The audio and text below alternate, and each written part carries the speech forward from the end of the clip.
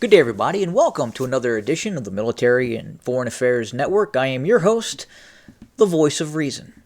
Today, we are continuing our ongoing coverage of the conflict that is taking place inside of Sudan.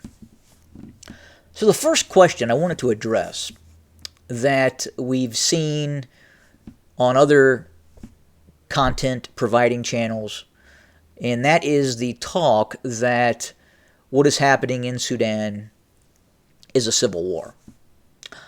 I'm not going to classify it as a civil war just yet. Now, could it become a civil war? Yes, absolutely. Is it heading in that direction? It is. But right now, you have two military leaders, you have two military forces, the Sudanese military and the Rapid Support Forces, a paramilitary organization, that have decided to go to war against each other. Now, each side has its own backers. It has nation states and semi-nation states that are supporting it. But is it a civil war just yet? No, it's not. And I believe where we're at right now is a situation that is starting to not look good for the Rapid Support Forces. It does look like the Rapid Support Forces are trying desperately to get its forces into major cities, especially Khartoum. And the reason the Rapid Support Forces want to do that is because they don't have air power. The Sudanese Air-force is firmly on the side of the Sudanese military. Obviously. Compounding that, we know now that the Egyptian Air-force is also conducting strikes against the Rapid Support Forces.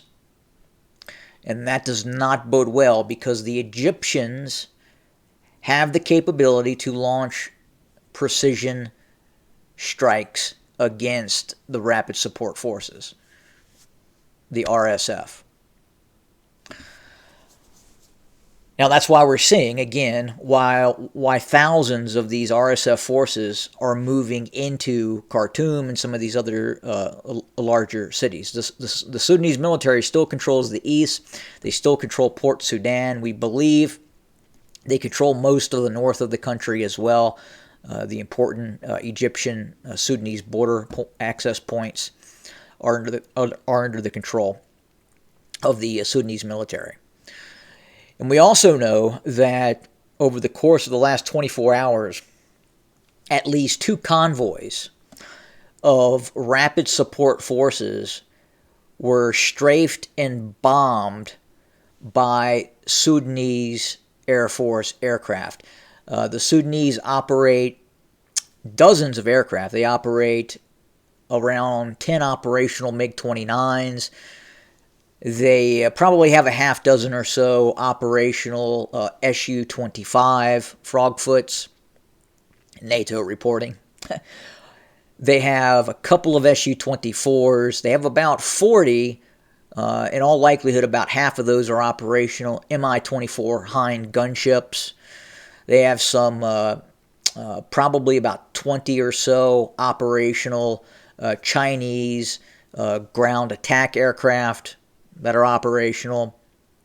And then again, compounding that, the Egyptians have F-16s with American-made targeting pods.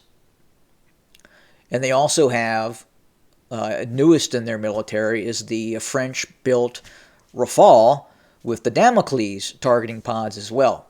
Now, we don't know if the Egyptians have hit actual Rapid Support Force convoys, but we believe that they went after supply depots. It looks like the Egyptians are possibly not trying to kill large numbers of the RSF, because remember, the RSF still controls or still has captive a couple of dozen Egyptian military personnel.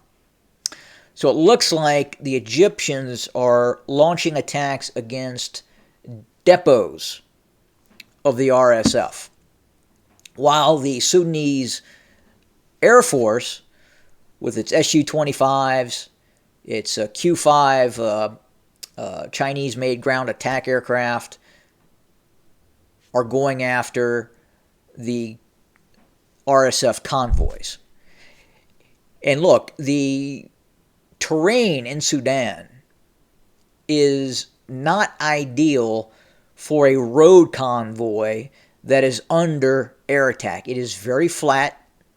There's very few trees, and it makes it very easy for an Air Force, even without precision-guided capability, to launch rocket, bomb, and gun strikes against those targets, against those rapid support forces who are in convoy formation.